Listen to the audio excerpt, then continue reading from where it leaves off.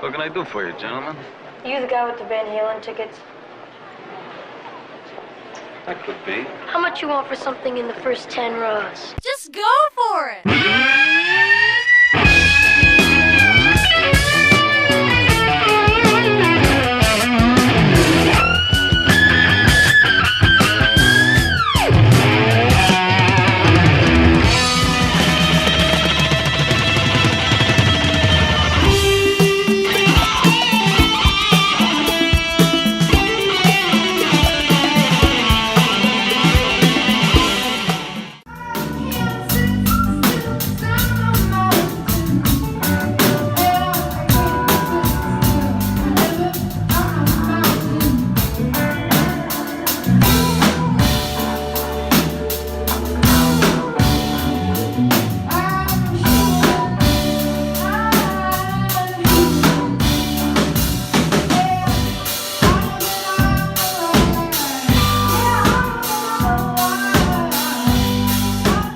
Hey everybody, welcome to The Dark Stuff. It's me, your buddy Dave, the host here of the channel.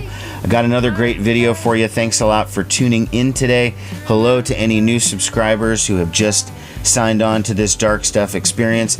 I know I've been MIA for about a month. Work has been just absolutely insane and not necessarily in a good way. I'm taking what they're giving because I'm working for a living. But I have been able to see some live music, so this video is going to focus on a couple of concerts that I've seen recently. I'm going to go in reverse chronological order because it's fresher in my mind, the show that I just saw last night. Now you can see playing on the screen right here, well, that's a drummer right there. There she is, Esmé Patterson.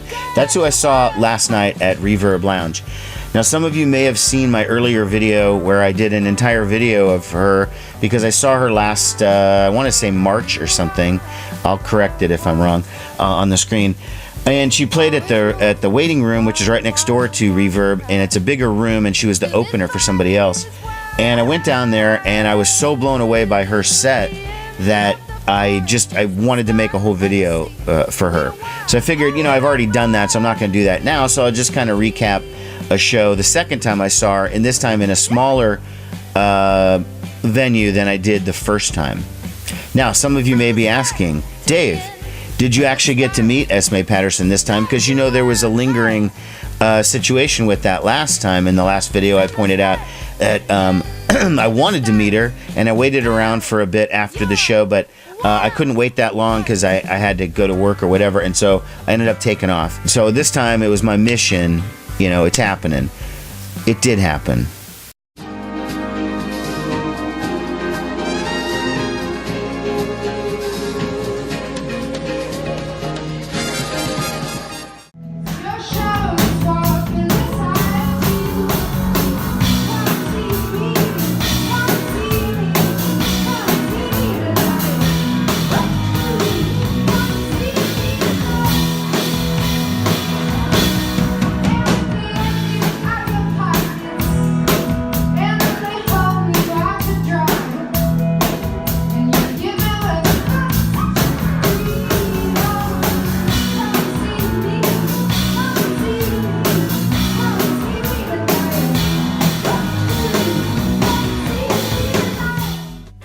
Great crowd, pretty enthusiastic. You know, her set was great. She had the same band that she had a few months ago, who are all phenomenal players. And again, I marveled at the fact that the bass player plays the bass upside down, which is totally strange to me. But and before some wise ass points out and says that's just left-handed, it's not just left-handed, okay? Because the string, he didn't re-string it. It's a right-handed bass played upside down, backwards and upside down. That's what it is.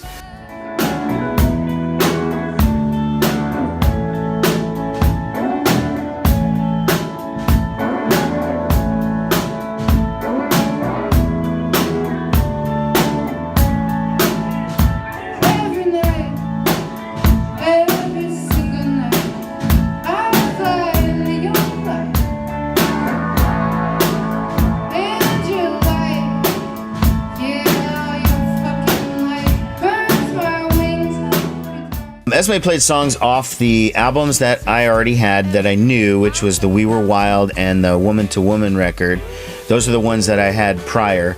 And so I recognized most of those. And then she said she was playing some new stuff, some newer than the new album. And some of it didn't even have a title. It was like so new. And I have to say, those 3 songs that she played that were brand new were fucking exceptional. They were really good. I can't wait to hear this stuff recorded. It was already so good in the way the band played it and all that.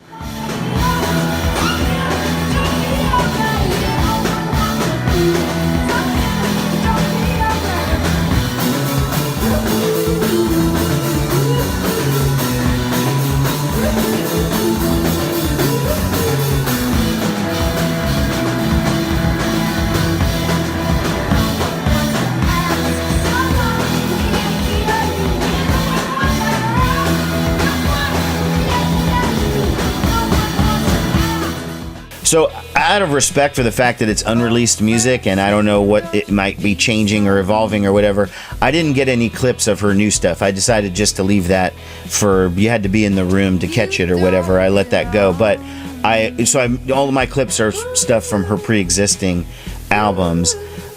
She was great. This time she had a little blonde wig on, whereas last time it was a blue one.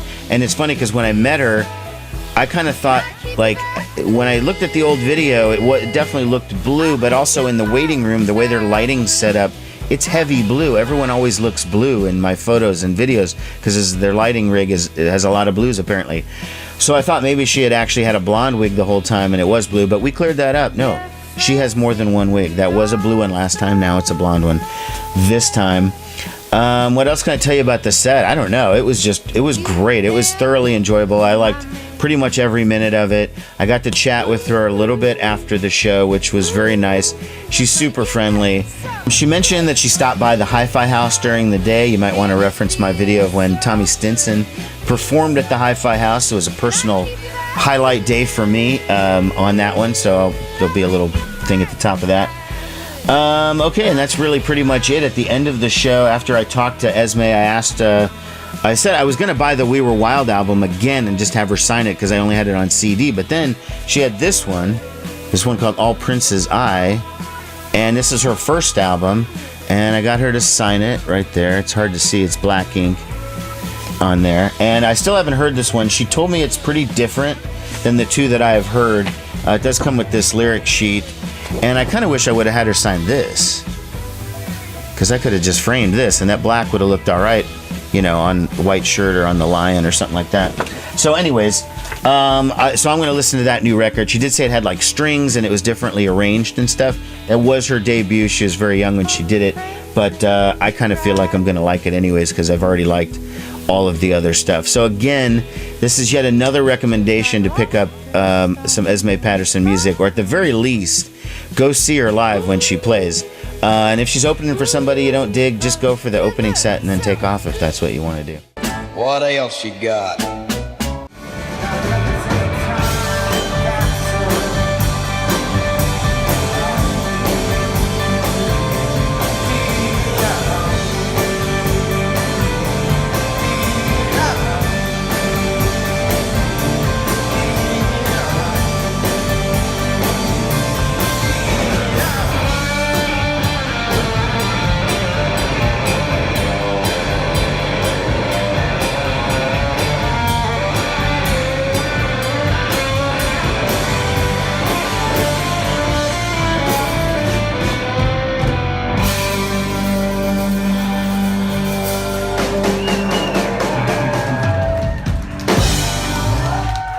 And next up is Matthew Sweet. He's been around, gosh, since the 80s, kind of an alternative rock legend who now calls Omaha his home. A lot of people maybe weren't aware of that, but he's originally from Nebraska. He's from Lincoln, Nebraska. He's often affiliated with the Athens music scene of the 80s because he did move to Athens and he was in some band with Michael Stipe's sister, I believe, at some point in the 80s. And that's where he started his career, and then I think he moved to New York. And his career got kickstarted from New York, and he was doing the With the Girlfriend album back in 1991. That's considered his seminal work. his most successful album, maybe is probably his best album, and the one that most people are familiar with. And I'm basically in agreement that it is his best album. It's pretty much a flawless album. But I like a lot of Matthew Sweet stuff, up to and including.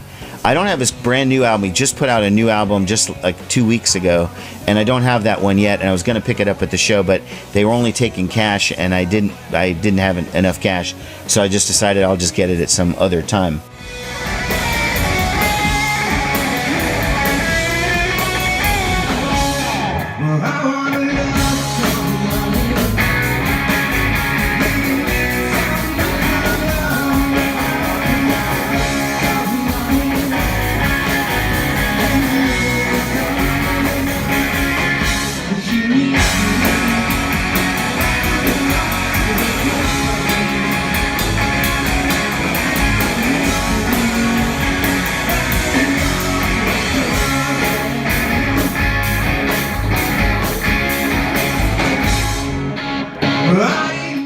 So the set featured a lot of cuts from the brand new album, and then of course a series of classics from his albums like Girlfriend, Altered Beast, 100% Fun, stuff like that. You know, that period from like 91 to 96 or whatever, his kind of his commercial most successful period commercially. Sorry, let me learn how to talk.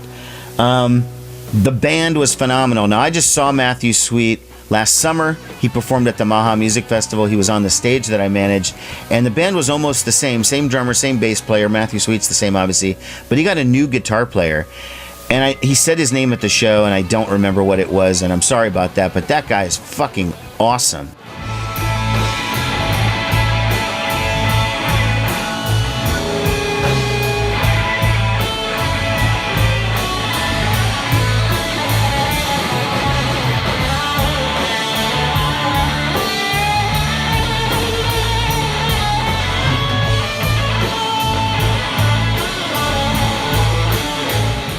I haven't been that blown away by just a lead guitar player in like a really long time. He was so good. And people in the crowd who were just there to hear, you know, Girlfriend and I've Been Waiting and stuff like that.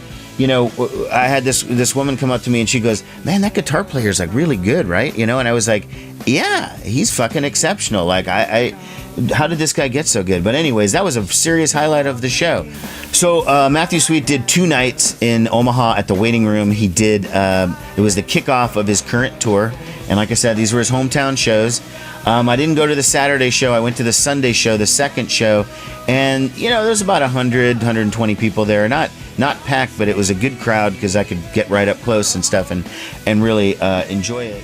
Hey, one thing I forgot to mention was that opening for Matthew Sweet was Tommy Keene, who's kind of an alternative rock, I wouldn't say legend, but he's an underground sort of cult star. And he did play guitar for Paul Westerberg on his 1996 tour, the Eventually tour, which I saw on that tour. And he's made some great music on his own. I neglected to mention it, but I did get a clip of him, a couple of clips from the show. Just kind of forgot to put that in the gym. Tumbling down, ready for the night to turn around. Hang in with the Hardy Boys. Spin around and shake behind the noise. I'm tired of all the girls there. Tomorrow is a drag anywhere. Praise the sky to holler down. You're all alone in this town. You're still here?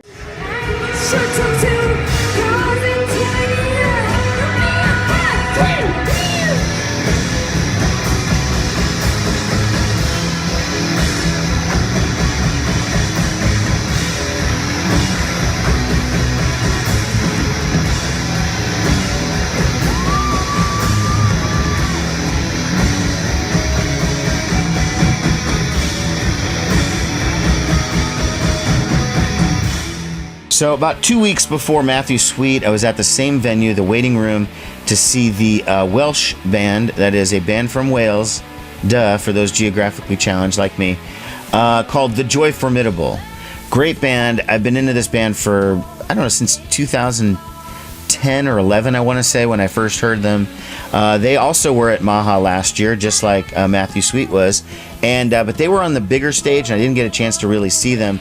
I watched like a part of their set, but since I was a stage manager on the other side, I kind of had to be there when changeover was happening. So I went in there, took some pictures, but then I couldn't really, watch the whole thing.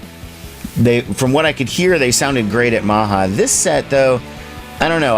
Maybe I just wasn't feeling it that night. The crowd seemed to be into it, but it just wasn't. It wasn't as rocking for me. The band just wasn't connecting with me for some reason. Their intensity on record, which they're sort of shoegaze, they're sort of just rock, and they're sort of, I don't know, it's kind of hard to describe their sound, but it's pretty ferocious sound for a trio.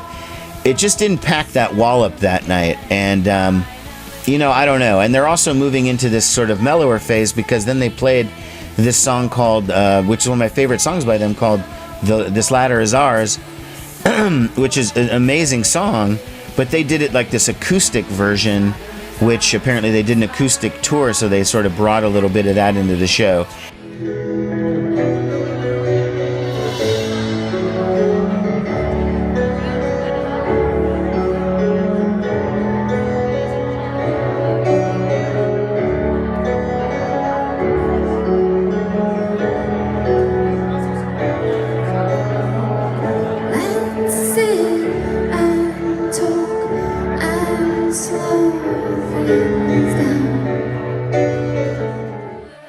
I don't know. I didn't like it as much. It just, the song was so good the way it was. I wanted to hear it in full, concert sound or whatever. I don't know what I'm trying to say, but basically, I got to say, I love the Joy Formidable, great band. I just wasn't feeling it that night.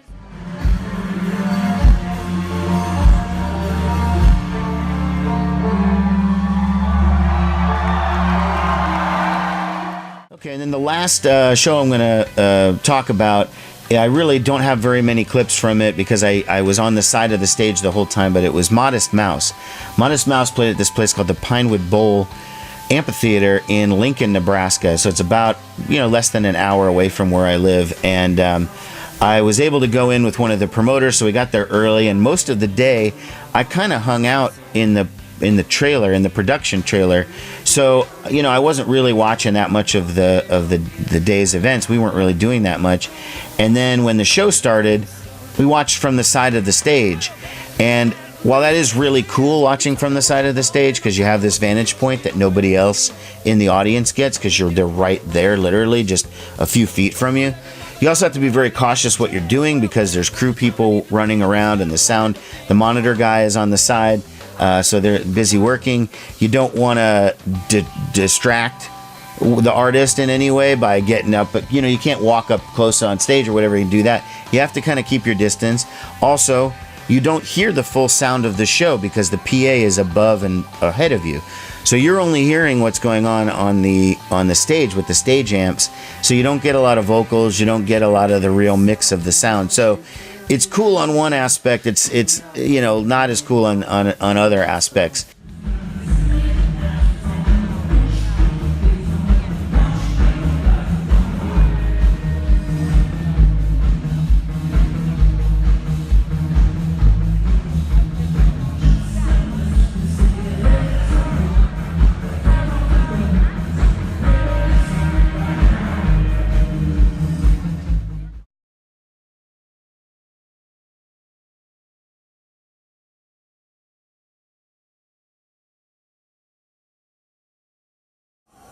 Hey, pussy, are you still there? I'm here. Before I close out the video, this little tidbit here, I'm going to put it at the end because most people aren't going to care, but I feel like, this bunker here is my little sanctuary, and I've been in this house for 4 years. But I do have pets, and one of my pets, my cat Miles, won't come down here, just never spends any time in the basement, just adamantly refuses to come down. And I had to have the upstairs of my house painted, and when I did that, so all my stuff was scooted into the middle of the room. They put plastic over it, and so I had to lock the pets all downstairs in the basement, including that one. Well, now he's down here all the time, so get to when I'm chilling out listening to my music, I now get to have Miles in here too. So it's a positive note from me, okay? All right, everyone, thanks a lot for watching. I will talk to you soon. Take care. Bye-bye. Commander Chakotay appears to have disobeyed a direct order. Definitely grounds for court-martial. Hey, Neelix. Coffee? Oh, here's a whole pot. Let me guess. The doctor's photographic essay? Ha! One mind-numbing image after the next. Oh, I don't know.